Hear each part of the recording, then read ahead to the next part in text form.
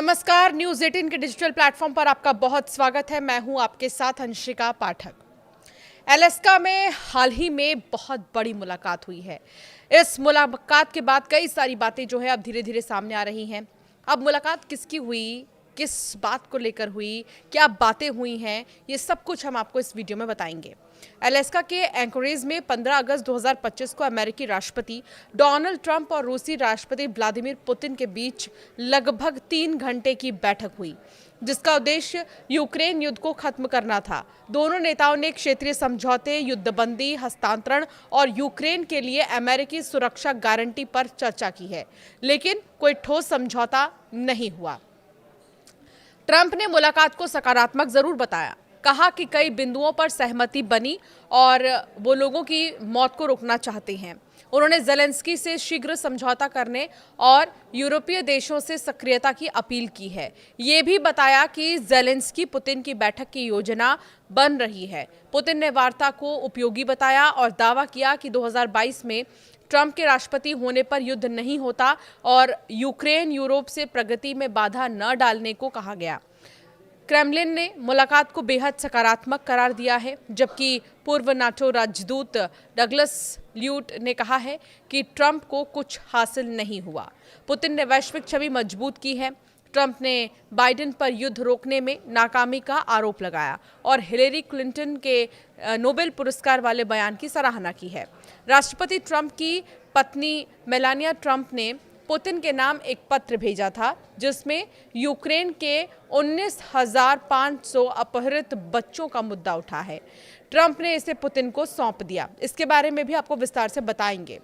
Donald Trump ने Ukraine के राष्ट्रपति व्लादिमीर ज़ेलेंस्की और नेटो नेताओं को बताया कि रूसी राष्ट्रपति व्लादिमीर पुतिन अस्थायी युद्ध विराम के बजाय यूक्रेन युद्ध को खत्म करने के लिए एक व्यापक शांति समझौते की प्राथमिकता देते हैं। यूक्रेन के राष्ट्रपति ज़ेलेंस्की ने अलास्का में डोनाल्ड ट्रंप और व्लादिमीर पुतिन की मुलाकात पर अपनी पहली प्रतिक्रिया दे दी है। उन्होंने कहा कि वो यूक्रेन, अमेरिका और रूस के बीच ट्रंप के प्रस्तावित त्रिपक्षीय बैठक का समर्थन करते हैं। ज़ेलेंस्की ने बताया कि वो सोमवार को वॉशिंगटन डीसी में ट्रंप से मिलेंगे ताकि युद्ध को खत्म करने और शांति स्थापित करने के सभी विवरणों पर चर्चा की जा सके।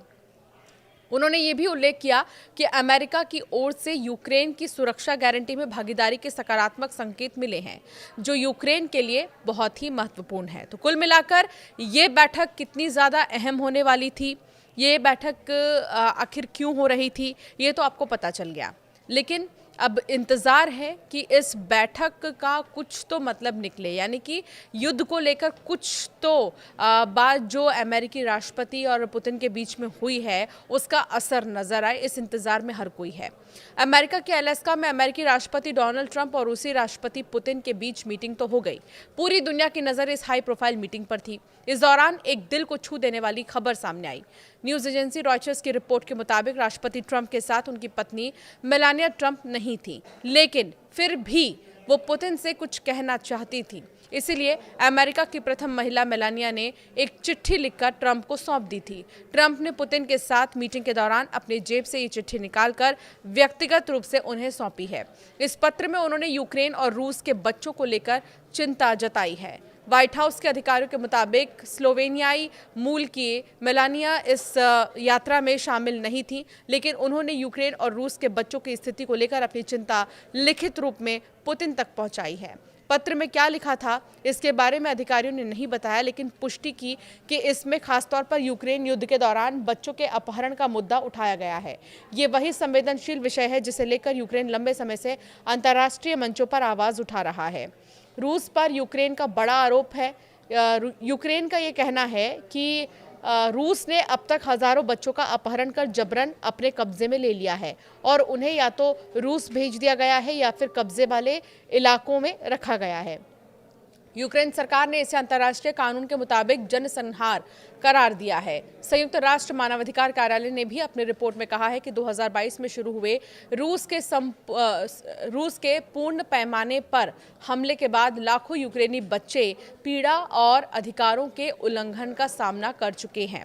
रूस की ओर से दावा किया जाता रहा है कि ये युद्ध क्षेत्र से कमजोर और अनाथ बच्चों को सुरक्षित रखने के लिए ऐसा कर रहे हैं, लेकिन कीव और पश्चिमी देश इसे युद्ध अपराध मानते हैं। अलास्का में शुक्रवार को ट्रंप और पुतिन के बीच 3 घंटे तक मीटिंग तो चली, लेकिन युद्ध रोकने के लिए कोई ठोस कदम तय नहीं हो सका है।